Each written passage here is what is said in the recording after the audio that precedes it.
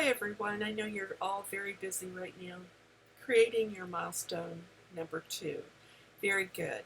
I wanted to give you a few pointers to think about before you submit them so that they're as complete as possible and that they most importantly include all required content. This week you're addressing critical element number 2, which is the methodology section. Please be sure to read this over for guidance and how to complete this. I want you to also take a few moments to look over the exemplar. That will be a good model for you in developing your own critical element number 2 or your milestone number 2. Please also refer to the feedback that has been provided to you in terms of milestone number 1 and your discussion board for last week. I tried to provide guidance and suggestions on how to move forward in developing your future milestones. So take a look at that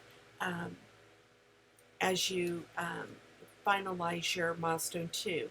Be sure that your papers are 1 to 2 pages in length and are written in APA formatting. By selecting the very strong content that clearly and concisely addresses your social issue and your community, you are using good decision making, which is milestone number or course outcome number 6. So it will take a lot of critical and creative thinking and good decision makings to make sure that your papers are within these guidelines. So another task that you need to make sure that you're doing is to include content for each of the 6 course outcomes. The first one is the social, political, and historical milestones and trends, and we give you some suggestions on how you might address that. And I will be grading your papers with this rubric, so if you include content, I'll be saying that things are in progress. If you do not include content, I'll say it's not evident. And so I really do want you to earn as many points as possible. Milestone number 2 is really important this term, as you know. It's your application of culturally responsive and evidence-based strategies across diverse populations. A milestone or course outcome number 3 is applying legal and ethical standards. So take a look at the NOHS standards. Many of them speak directly to the requirements of your capstone. And so you should be able to discuss that and cite those standards, and as well as any applicable legal statutes.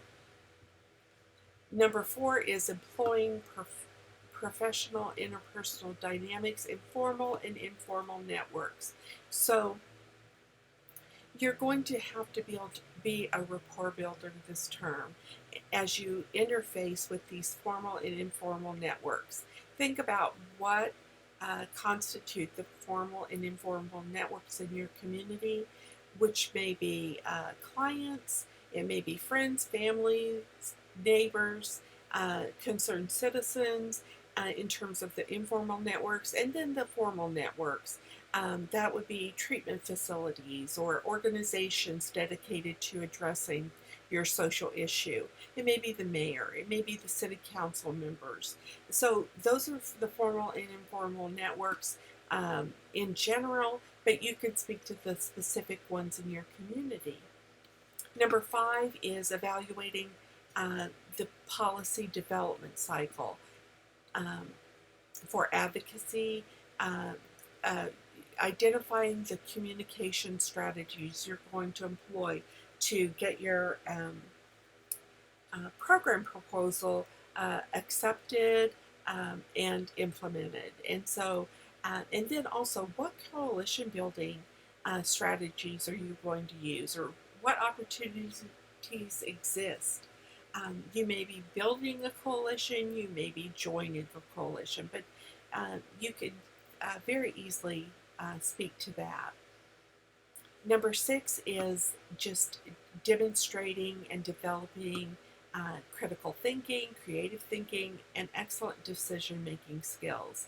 So in order to address all of these 6 course outcomes every week, you're making good decisions and you're using critical thinking.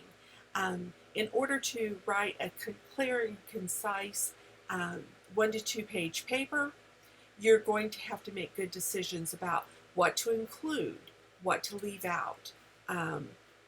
Another good indication of and critical thinking and decision making is that you use the Writing Center for your papers this term.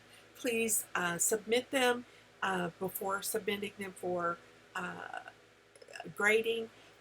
The Writing Center is wonderful. You will love them, I promise. They have a turnaround time that's phenomenal. It's 24 hours or less. And so for the help that they can provide, you can't beat that. So please do use the Writing Center this term. Please let me know if you have any questions. Hopefully you've saved my number into your contacts so that you can call me at any time. And I'm always happy to take a call from a student. I look forward to working with you, and I really look forward to reading your milestone number 2. Take good care. Bye-bye.